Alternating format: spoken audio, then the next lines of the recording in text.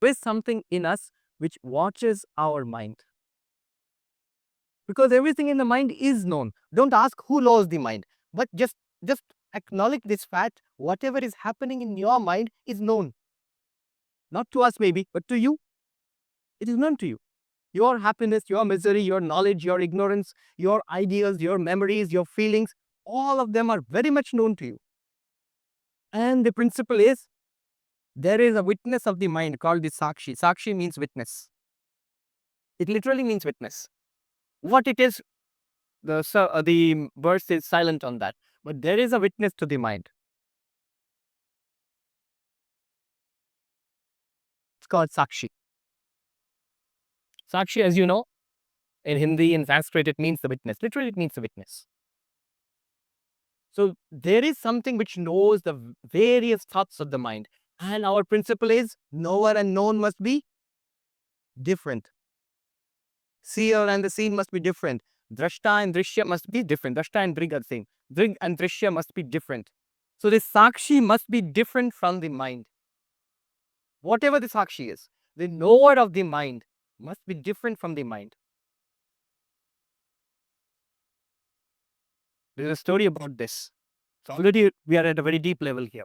There's a story about this. One person who was very miserable, Sejji, and dukhi the. I'll just tell you in Hindi and translate back into English, because I heard it in Uttarakhand in the Himalayas. Very profound story and very funny also. So there's this, I'll tell you in Hindi first. So सेठ जी थे, बहुत दुखी थे. वो एक महात्मा जी के पास गए हिमालय में. क्या हुआ? महात्मा जी, हम बहुत दुखी हैं. Then that Mahatma told him,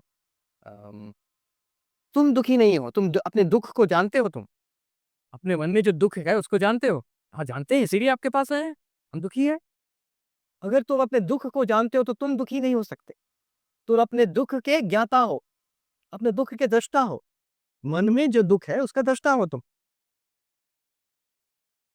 सेठ जी सोचा बहुत. हाँ, ठीक ठीक बता रहे हैं, मन में दुख है उसके हम दृष्टा है. Then he went and told the महात्मा, महात्मा जी आप बहुत शांति है, हम बहुत शांत है. अब दुख चला गया, हम बहुत शांत है. नहीं, तुम शांत नहीं हो. तुम्हारे मन में जो शांति है उसका दृष्टा हो तुम. What does it mean? I'll tell you in English. There's this man who was very sad and depressed, and he went to this monk in the Himalayas, which is what Indians usually do. The higher you stay, when they literally say the higher you stay in the mountains, the more spiritual you. So, as this, I told you yesterday, I had this monk who was some 15,000 feet high in the Himalayas above Gangotri. And what was it like? He said it was horrible. He says, yeah, let alone practice spiritual practices, meditation, it was difficult surviving there. Anyhow, and this man asked the monk there, Swamiji, I'm very depressed. I am sad. I'm miserable. And the Swami says, you follow this.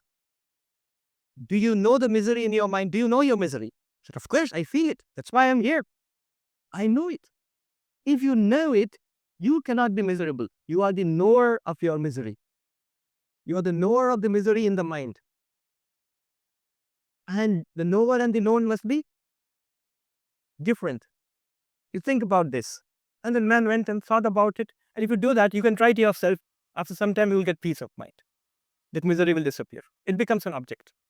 Just like this thing in my chalk, the misery in your mind, the depression in your mind also becomes an object. And then it's no longer a cause of misery. So that's what happened to him. And he went back and he told the monk that, Swamiji, you are right. I'm not miserable. Now I'm very peaceful. Immediately the monk said, no, you are not peaceful. You are the knower of the peace in your mind. So, why is it important? Because the moment you do this process of vichara, this discrimination, you attain peace. Immediately a peace comes in your mind.